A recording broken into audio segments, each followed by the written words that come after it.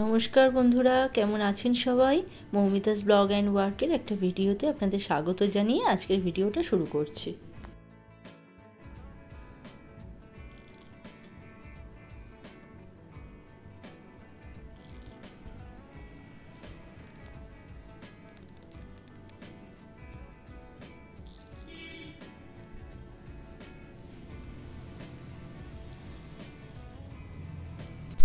Thumbnail দেখে আর আমার ভিডিওটার শুরুয়াতটা দেখে আপনারা নিশ্চয়ই সবাই বুঝতে পেরে গেছেন যে আমি কী নিয়ে আজকে ভিডিওটা করছি।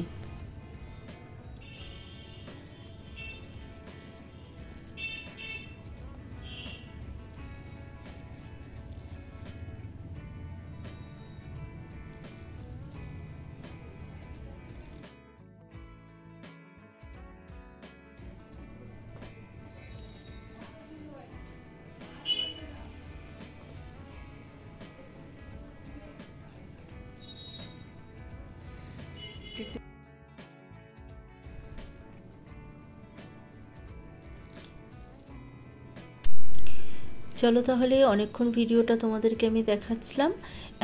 এই ভিডিওটা এরকম দেখানোর পেছনে কারণটা হচ্ছে আমার একটা ইউটিউব ফ্রেন্ডস আমাকে বলেছিল যে অরিজিনাল সাউন্ড দিয়ে ভিডিওটা করতে, তাই জন্য আমি অরিজিনাল সাউন্ড দিয়ে ভিডিওটা করলাম। আর সেই সময় আমি কোনো ভয়েসও দিলাম না, যাতে অরিজিনাল সাউন্ডটা ভালো করে বোঝা যায়। যাই হোক, এই ভিডিওটা আমি করছি যাতে তোমরা কিছু শিখতে পারো।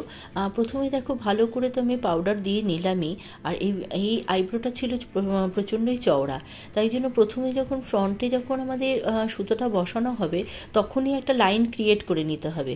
আস্তে আস্তে পেছন দিকে যেতে হবে, সেই লাইন ধরে ধরেই যেতে হবে। সেই লাইন থেকে কিন্তু ওপর দিকে বা নিচের দিকে যাওয়া যাবে না, কারণ ওপর দিকে বা নিচের দিকে গেলেই আইব্রোটা হয় ওপর দিকে চলে গেলে তখন আইব্রোটা সরু হয়ে যাবে। নিচের দিকে যদি চলে আসা হয় তাহলে না আইব্রোটার মাঝখানটাতে একটু বেশি চওড়া বা মোটা বলে মনে হবে। নিচটা যখন করা হয়ে গেল তখন ওপর দিকটাতে কী হবে, যেই হেয়ারগুলো ফ্রন্টে একটু বড় থাকে সেই হেয়ারটাকে ভালো করে একদম মাপে, মানে খুবই সামান্য মাপে ওটাকে কেটে নিতে হবে। কেটে নেওয়ার পরে কী করতে হবে, যেখানটায় কেটে নেওয়া হলো এবং ওপর দিকের গ্রোথটা যেই অনুযায়ী রয়েছে ঠিক সেই অনুযায়ী সুতোটাকে বসিয়ে বসিয়ে তোমার এক্সট্রা যে হেয়ারগুলো রয়েছে সেই হেয়ারগুলোকে তুলতে হবে। আর একদম লাইনটা কিন্তু মেনটেন করতে হবে। লাইনের থেকে ভেতরেও ঢোকানো যাবে না, লাইনের থেকে বাইরেও আসা যাবে না। দুটো করলেই কিন্তু প্রবলেম। ফার্স্টের দিকে যেই লাইনটা শুরু করা হবে সেই লাইনটাই কিন্তু একদম শেষ পর্যন্ত টেনে নিয়ে যেতে হবে, তাহলেই দেখবে তোমাদের আইব্রো একদম A1 হয়ে গেছে। খুবই মানে কারো কোনো আমাদের ক্লায়েন্টদের কোনো কমপ্লেনই থাকবে না যদি তোমরা এই প্রসেসটা যদি তোমরা ফলো করো। আর চেষ্টা করবে যে একদম ছোটো ছোটো কিছু হেয়ার থাকে যেগুলোতে হয়তো সুতোতে ধরা যায় না, কিন্তু সেগুলো যদি একটুখানি চেপে করে যদি সুতোতে ধরে যদি খুব সুন্দর করে নিট অ্যান্ড ক্লিন করে দেয় না, তাহলে আইব্রোটা দেখার মতন হয়ে যায়। তোমরা দেখো যে আমি কিভাবে করে যাচ্ছি, একের পর এক কিন্তু যেরকম করে বললাম সেরকম করে করে নিলে আইব্রো খারাপ হওয়ার কোনো চান্স থাকবেই না যদি তোমরা লাইন মেনটেন করো। কিন্তু অনেকে কি করে, প্রথমে ফ্রন্টে একটু বসালো, আবার মাঝখানটা ছেড়ে দিয়ে আবার পরে আর একটুখানি সুতোটা বসালো। এরকম করে করলে কিন্তু তখন লাইনটা মেনটেন হয় না, তখনই আইব্রোটা দেখতে খারাপ লাগে। আর নিচের লাইনটা যখন করা হয়ে যাবে সেই অনুযায়ী যখন যদি ক্লায়েন্ট যদি একটু থিকনেস চায়, একটু মোটার মধ্যে যদি আইব্রোটা করতে চায় সেই অনুযায়ী ওপর দিকটা করে দিতে হবে। ওপর দিকে যদি কেউ বলে না একটু সরু হবে তাহলে একটু নিচের দিকে নামিয়ে দিতে হবে। কেউ যদি বলে না আমার মোটা থাকবে, তাহলে কি হবে, যেটা তোমার ধরো হেয়ারটা রয়েছে সেই হেয়ার অনুযায়ী বসিয়ে বসিয়ে, হেয়ারের গ্রোথ অনুযায়ী বসিয়ে বসিয়ে হেয়ারটা ঠিক যেরকম শেপ আছে সেই অনুযায়ী সুতোটাকে ঘোরাতে হবে। দেখো, সুতোটা যখন এই দিকটাতে আইব্রো ফ্রন্টের দিকটা ছিল তখন আমার রাইট হ্যান্ডটা ছিল একটু নিচের দিকে, লেফট হ্যান্ডটা ছিল ওপর দিকে। আর এখন যখন আইব্রোর শেষের দিকে করা হচ্ছে তখন রাইট হ্যান্ডটা চলে গেল একটু ওপর দিকে, লেফট হ্যান্ডটা চলে আসলো নিচের দিকে। সুতোটাকে সেরকম করেই ঘোরাতে হবে, যেরকম করে আইব্রোটা থাকবে ঠিক সেরকম করে। এরকম করে করলে তাহলে আইব্রোটা খুব সুন্দর এবং স্মুথভাবে হয়। আর এটা শিখতে নতুন যারা শিখছো তাদেরও কোনো অসুবিধা হবে না। তোমরা যদি এর থেকে আরও অন্য রকম কিছু দেখতে চাও তাহলে আমাকে কমেন্ট সেকশানে কমেন্ট করে জানিও তোমরা কি দেখতে চাইছো। আমি চেষ্টা করব সেরকম ভিডিওই আপলোড করার।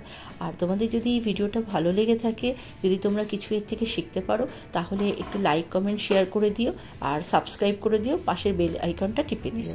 তা দেখো একদিকটা আমার কমপ্লিট হয়ে গেল, হয়ে আমি সেকেন্ড যে আইব্রোটা আছে সেই দিকটায় যাচ্ছি।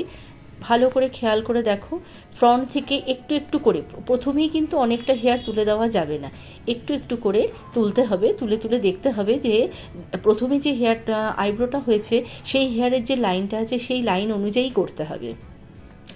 এর কিন্তু এই ক্লায়েন্টের কিন্তু দেখো মিডিলে হেয়ার রয়েছে, সেই হেয়ারটা পরে তোলা হবে, কিন্তু প্রথম অবস্থাতে একটা লাইন ক্রিয়েট করে সেই লাইন অনুযায়ী একদম প্রথম থেকে শেষের দিকে যাওয়া হবে।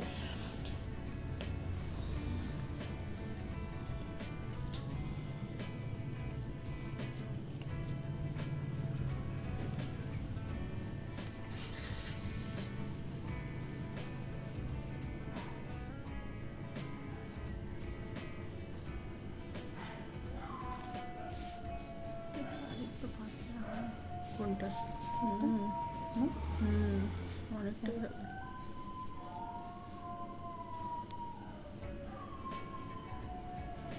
কেমনভাবে করা হচ্ছে আশা করি তোমরা বুঝতে পারছো। দেখো লাইনটাকে ঠিক মতন করে ক্রিয়েট করা হচ্ছে। প্রথম দিকটা সামনের দিকটা একটুখানি মোটা রাখা হয়েছিল, কিন্তু যখন আইব্রোর ব্যাক সাইডটা মানে শেষের দিকটা যখন দেখা গেল যে না অনেকটাই সরু হলো এবং মিডিলটা যেটা আছে সেটা একটু ঢোকানো মতন মনে হচ্ছে, সেটার সাথে অ্যাডজাস্ট করার জন্য কিন্তু আবার সামনের দিক থেকে একটা দুটো করে লাইন তুলে ওইটার সাথে মিলিয়ে দেওয়া হলো, পেছন দিকের সাথে মিলিয়ে দেওয়া হলো। তোমরা দেখে নিশ্চয়ই দেখো বুঝতে পারছো। আর একবারে যে অনেক হেয়ার তুলে নেবে তা কিন্তু কখনোই করবে না, অল্প অল্প করে করে হেয়ারটা তুলতে হবে, একদম অল্প অল্প করে হেয়ার তুলতে হবে, যাতে হেয়ারের শেপটা কোনোভাবেই ডিসপুট না হয়, কোনোভাবেই প্রবলেম না হয়। লাইনটা যখন একটা ক্রিয়েট হয়ে যাবে, তারপরে যখন নিচের দিকে যে হেয়ারগুলো এক্সট্রা হেয়ারগুলো আছে তোমরা আস্তে আস্তে সেই হেয়ারটাকে তোলো, তাহলে দেখবে আইব্রো কখনো খারাপ হবে না, আইব্রো শেপটাও ভালো হবে এবং ক্লায়েন্ট যেরকম ডিমান্ড করে সেই অনুযায়ী করে দেওয়া যাবে। যদি কোনো সময় দেখো যে সামনের দিক থেকে মানে নিচের দিক থেকে আইব্রো নিচের দিক থেকে একটু বেশি তুলে দেওয়া হয়েছে, তখন কি হবে, তখন ওপরের দিকটাকে একটু রেখে করতে হবে যাতে আইব্রোটা পাতলা না হয়ে যায়। আর কোনো ক্লায়েন্টের যদি ডিমান্ড থাকে যে সে পাতলা আইব্রোই চায়, তাহলে তো কোনো ব্যাপার না। কারণ সবসময় দেখবে যখন ধরো কোনো কিছু মানে বড় জিনিসের থেকে যখন ছোট জিনিস করা হয় তখন সেটা ইজি হয়ে যায়, কিন্তু যখন ছোট জিনিসের মধ্যেই ছোট জায়গা আছে সেটার মধ্যেই যখন তোমাকে বড় জিনিসটা সেট আপ করতে হবে তখন দেখবে একটু প্রবলেম হয়। মানে আমি বলতে চাইছি ধরো কোনো একটা বড় কাপড় দেওয়া হলো যেটা থেকে তোমার একটা কোনো ড্রেস বানানো হবে, বড় কাপড় থেকে ইজি যেমন তেমন করে ড্রেসটাকে কেটে মানে তখন আর খেয়াল রাখতে হবে না যে এই কাপড় আমার নষ্ট হবে বা এটাকে এদিকে রাখতে হবে, ও পুরো পার্টগুলো যাতে কমপ্লিট হয় সেই দিকটা আর খেয়াল রাখতে হবে না, বড় কাপড় থেকে ইজি কিন্তু কেটে দেওয়া যায়। কিন্তু যখন দেখবে ছোট কাপড় থাকবে তখন তার মধ্যে থেকে যখন তুমি একটা ড্রেস বানাতে যাবে তখন কিন্তু খেয়াল রাখতে হবে যে কাপড় যেন একটুও নষ্ট না হয়। আইব্রোটা ঠিক তাই, যখন দেখবে তুমি একটা মোটা আইব্রো থাকছে সেই মোটা আইব্রোতে যখন তুমি মোটা করেই রাখবে তখন কিন্তু অতটা মানে ভালো করে করে করতে হবে যাতে ভেতরের দিকে ঢুকে না যায়, সেটা যেন সরু না হয়ে যায়। কিন্তু যখন দেখবে খুব মোটা আইব্রো কিন্তু সরু করতে বলছে তখন ইজি কেটে দেওয়া যাবে, ইজি তোমার আইব্রোটা করে নেওয়া যায়। দেখো প্রথমে নিচেরটা কিন্তু এদিকেও কিন্তু ঠিক তাই করা হলো, প্রথমে নিচের দিকটা করা হলো, নিচের দিকটা করার পরে তারপরে ওপরের দিকটা আগে ফ্রন্টের যে হেয়ারটা আছে সেটাকে কেটে দিয়ে তারপরে শেষের দিকটাতে যাওয়া হলো। যেরকম করে আইব্রোটার শেপ আছে সুতোটাও ঠিক সেরকম করেই বসবে, সুতোটা বসার উপর ডিপেন্ড করবে আইব্রোটা শেপটা কীরকম হবে। কেউ চায় আর্চ, কেউ চায় কোন, এখন দু রকমেরই চলছে, কেউ রাউন্ড শেপের ওপরে চায়, কেউ একটু আর্চের ওপরে চায়। তাই এটি একটু আর্চের ওপরে আছে তাই এই আর্চই রাখা হলো, শেপটাকে চেঞ্জ করা হয়নি। ক্লায়েন্টের আমার খুবই পছন্দ হয়েছে আইব্রোটা। তো তোমরা দেখো, তোমরা সঙ্গে থাকো, তোমরা একদম স্কিপ না করে প্রত্যেকটা স্টেপ ভালো করে দেখো, তাহলে আমার মনে হয় তোমরা খুব ভালোভাবেই শিখতে পারবে। তা চলো সঙ্গে থাকো, দেখতে থাকো। আবার দেখা হবে পরের একটি ব্লগে। ততক্ষণ পর্যন্ত টাটা, সঙ্গে থাকো।